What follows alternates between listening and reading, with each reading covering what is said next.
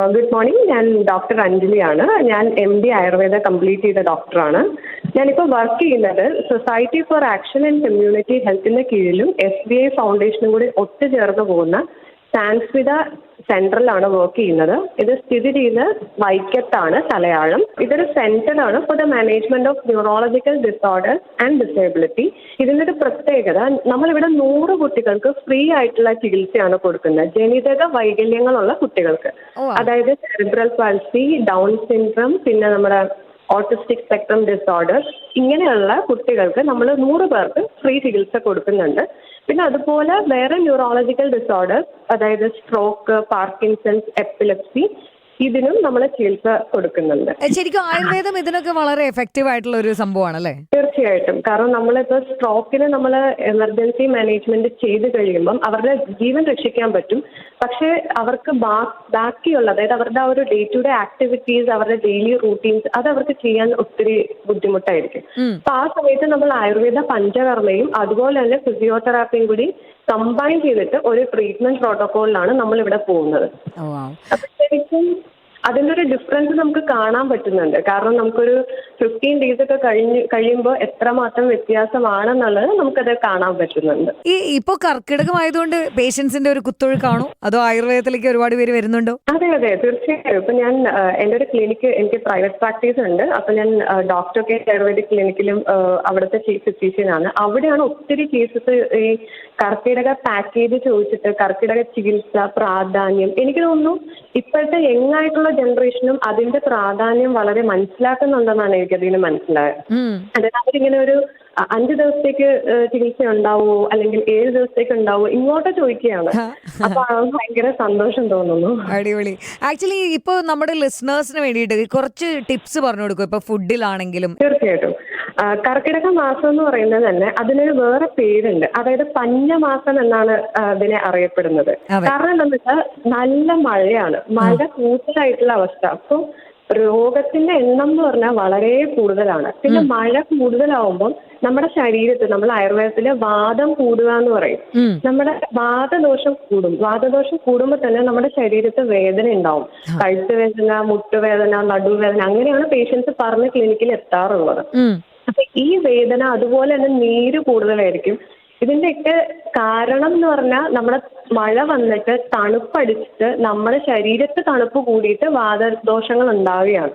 പിന്നെ രണ്ടാമത്തെ കാര്യം, നമുക്ക് മഴ കൂടുമ്പോൾ അറിയാലോ വെള്ളക്കെട്ട് ഒത്തിരി ഉണ്ടാവും. അപ്പൊ പിന്നെ അവിടെ കൊതുക് മുട്ടയിടുക, നമുക്ക് ഒത്തിരി ആവശ്യത്തിന് കൂടുതൽ അസുഖങ്ങളായിരിക്കും. സാംക്രമിക രോഗങ്ങൾ, അതായത് കമ്മ്യൂണിക്കബിൾ ഡിസീസസ് കൂടുതലായിട്ട് വരും. അപ്പൊ ശരിക്കും ഈ സമയത്ത് നമ്മുടെ ബോഡിയുടെ സ്ട്രെങ്ത് കുറയുകയും എന്നാൽ ചുറ്റുമുള്ള ഡിസീസസിന്റെ എണ്ണം വർദ്ധിക്കുകയും ചെയ്യും. അതുകൊണ്ടാണ് നമ്മൾ ഈ ഒരു മാസം ഇത്രയേറെ ഇമ്പോർട്ടൻസ് കൊടുക്കുന്നത്. ഈ ഒരു മെയിൻ ഫാക്ടർ ഉള്ളത് കൊണ്ടാണ്. അപ്പൊ ഈ സമയത്ത് നമ്മൾ എങ്ങനത്തെ ഫുഡ് കഴിക്കണം എന്ന് വെച്ചാല് 3 രീതിയിലാണ് അത് കഴിക്കാനുള്ളത്. ഒന്ന്, നമ്മൾ ദഹിക്കാൻ ഭയങ്കര ഈസി ആയിട്ടുള്ള ഫുഡ് കഴിക്കുക, ലൈറ്റ് ഫുഡ്. നമുക്ക് ബിരിയാണിയും പിന്നെ മൊസറല്ല ചീസൊക്കെ ഇട്ട പിസയൊക്കെ ഭയങ്കര ഇഷ്ടമാണ്. പക്ഷെ ഈ മാസം നമ്മൾ ഒന്ന് കൺട്രോൾ ചെയ്യണം. അതിനൊന്നും ദഹിക്കാൻ ഈസി ആയിട്ടുള്ള ഭക്ഷണങ്ങൾ കഴിക്കുക. അത് ഒരു സെറ്റ് ഫുഡ്. രണ്ടാമത്തെ, ഞാൻ നേരത്തെ പറഞ്ഞ പോലെ ബോഡി സ്ട്രെങ്ത് കുറയും, ഡിസീസിന്റെ എണ്ണം കൂടുകയും ചെയ്യുമ്പം ഇമ്മ്യൂണിറ്റി ഭയങ്കര കുറവായിരിക്കും ഈ ഒരു മന്തിൽ. അപ്പൊ നമ്മൾ ഇമ്മ്യൂണിറ്റി കൂട്ടുന്ന തരത്തിലുള്ള ഭക്ഷണങ്ങൾ കഴിക്കുക. മൂന്നാമത്തത്, ശരീര പോഷണം കൂട്ടാനായിട്ടുള്ള ഭക്ഷണങ്ങൾ കഴിക്കുക. അതിൽ കുറച്ച് എക്സാമ്പിൾസ് പറഞ്ഞു തരുമോ? അതെ, തീർച്ചയായിട്ടും. ഞാൻ ആദ്യം എന്തൊക്കെ കഴിക്കണ്ട എന്ന് പറഞ്ഞിട്ട് പിന്നെ എന്തൊക്കെ കഴിക്കണം എന്നുള്ളത് പറയാം. ആദ്യം ഡോൺസ് പറഞ്ഞിട്ട് ഡൂസ് പറയുന്നല്ലേ.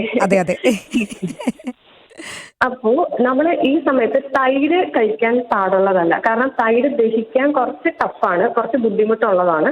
അപ്പൊ തൈര് കഴിക്കാൻ പാടില്ല. പിന്നെ പച്ചപ്പാൽ ഉപയോഗിച്ചിട്ടുള്ള പാനീയം, അതായത് ഷേക്ക്, ഐസ്ക്രീം, കോൾഡ് കോഫി, ഇതൊക്കെ നമ്മൾ അവോയ്ഡ് ചെയ്യേണ്ടതാണ്. പിന്നെ നമ്മുടെ ഇപ്പോഴത്തെ ഒരു സ്വഭാവമാണ് പഴകിയ ഭക്ഷണം ഫ്രിഡ്ജിൽ വെച്ച് ചൂടാക്കി പിന്നെ പിറ്റേ ദിവസം അതെടുത്ത് കഴിക്കുക. അപ്പൊ അങ്ങനെയുള്ള ഫുഡ് സബ്സ്റ്റൻസ് നമ്മൾ കഴിക്കുന്നത് ഒഴിവാക്കുക. പിന്നെ നമ്മൾ ഈ സമയത്ത് ടീ, കോഫിയുടെ ഒരു അഡിക്ഷൻ ഉണ്ടെങ്കിൽ അതും നമ്മൾ നിർത്തേണ്ടതാണ്.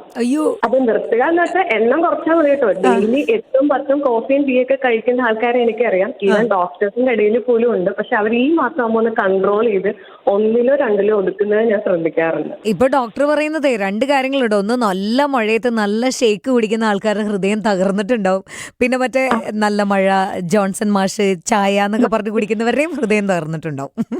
അതെ അതെ. അല്ല, നമ്മുടെ ശരീരം നമ്മളൊരു ഡസ്റ്റ്ബിൻ ആക്കുന്നതിലും നല്ലതാണല്ലോ ഇങ്ങനെ നമ്മളൊന്ന് ശീലിക്കുന്നത്. ആബ്സല്യൂട്ട്ലി. ഓക്കെ. അപ്പം ദഹിക്കാൻ കുറച്ച് കട്ടിയായിട്ടുള്ള ഫുഡ്, അതാ ഞാൻ നേരത്തെ പറഞ്ഞ ബിരിയാണി, പൊറോട്ട, പിന്നെ മൊസറല്ല, ചീസ് പോലുള്ള ഭക്ഷണങ്ങൾ ഒഴിവാക്കുക. പിന്നെ ഗ്യാസ് ഉണ്ടാവുന്നത് കാരണം ദഹനം, ഇപ്പൊ ഇവിടെ ഡൈജഷൻ ആണ് പ്രശ്നം. അപ്പൊ ഡൈജഷൻ ബുദ്ധിമുട്ട് ഉണ്ടാക്കുന്ന രീതിയിൽ ഉരുളക്കിഴങ്ങ്, ചക്കക്കുരു അങ്ങനെ ഗ്യാസ് ഉണ്ടാക്കുന്ന ഭക്ഷണങ്ങൾ ഇതൊന്നും കഴിക്കാൻ പാടില്ല. ഇനി കഴിക്കാവുന്ന ഇതിനൊക്കെ ഒരു ഓൾട്ടർനേറ്റീവ്, കഴിക്കാൻ പാടില്ല എന്ന് പറയുമ്പോൾ ഇതെങ്ങനെ നമുക്ക് ബ്യൂട്ടിഫുള്ളി കഴിക്കാൻ പറ്റും എന്നുള്ള രീതിയിലാക്കണമല്ലോ. അപ്പം തൈര് കഴിക്കാൻ പാടില്ല എന്ന് പറയുമ്പോൾ നമ്മൾ കാച്ചിയ മോര് അതിന് പകരം നമുക്ക് കഴിക്കാം. അതിന്റെ ഒരു ഫോം മാറ്റിയാൽ മതി. അതുപോലെ ഞാൻ പറഞ്ഞു ചായ കാപ്പി ഒഴിവാക്കാൻ പറഞ്ഞു, അതിന് വരെ നമുക്ക് ഒത്തിരി ഡിഫറെന്റ് ആയിട്ട് ചുക്ക് കാപ്പി ആക്കി അതും കഴിക്കാം. അത് കുഴപ്പമില്ല, അത് കുടിക്കാം. പിന്നെ നമുക്ക് ഈ സമയത്ത് കുറച്ച് സെമി സോളിഡ് ആയിട്ടുള്ള ഫുഡാണ് കൂടുതലും ഉപയോഗിക്കേണ്ടത്. അതായത് ഉലുവ കഞ്ഞി, പാൽക്കഞ്ഞി, പിന്നെ നമ്മുടെ കർക്കിടക കഞ്ഞികൾ ഓരോ ദിവസവും നമ്മൾ ഓരോ രീതിയിൽ ഇലയൊക്കെ പിഴിഞ്ഞിട്ട് നമ്മൾ എടുത്ത്, ഇപ്പം മുക്കുറ്റി, തഴുതാമ, പൂവരശ് അങ്ങനെയുള്ള ഇലകൾ എടുത്ത് നമ്മൾ കർക്കിടക കഞ്ഞിയാക്കും. പക്ഷെ ഇപ്പൊ നമ്മൾ അതിന് പോകേണ്ട ആവശ്യമില്ല, എല്ലാം റെഡിമെയ്ഡ് ആയിട്ട് കിറ്റിൽ അവൈലബിൾ ആണ്. നമ്മൾ വെറുതെ ഉണ്ടാക്കിയാൽ മാത്രം മതി, ഓടി നടക്കേണ്ട ഒരു ആവശ്യമില്ല. പിന്നെ ധാന്യങ്ങള് നമ്മൾ പ്രോട്ടീൻ ആയിട്ടുള്ള പയറ്, പരിപ്പ് അതൊക്കെ കുറച്ച് നമുക്ക് കൂടുതലായിട്ട് കഴിക്കാം. ഇലക്കറികൾ നമുക്ക് കഴിക്കാം നേരത്തെ പറഞ്ഞ പോലെ. പക്ഷേ മുരിങ്ങയില ഒഴിവാക്കണം. കാരണം എന്താണ് മുരിങ്ങയില ഒഴിവാക്കേണ്ടതെന്ന് വെച്ചാൽ ഈ സമയത്ത് മഴ കൂടുതലായിരിക്കും. മഴ കൂടുതലായിട്ടിരിക്കുമ്പോൾ അതിന്റെ കുറച്ച് ടോക്സിൻസ് ഈ മുരിങ്ങയിലയിൽ ഉണ്ടാവും. അതുകൊണ്ടാണ് മുരിങ്ങയില ടോക്സിക് ആയിട്ടുള്ള, അന്തരീക്ഷത്തിലെ കുറച്ച് ടോക്സിൻസ് ഈ മുരിങ്ങയിലയിൽ ഉണ്ടാവുന്നതുകൊണ്ടാണ് നമ്മളത് അവോയ്ഡ് ചെയ്യാൻ പറയുന്നത്.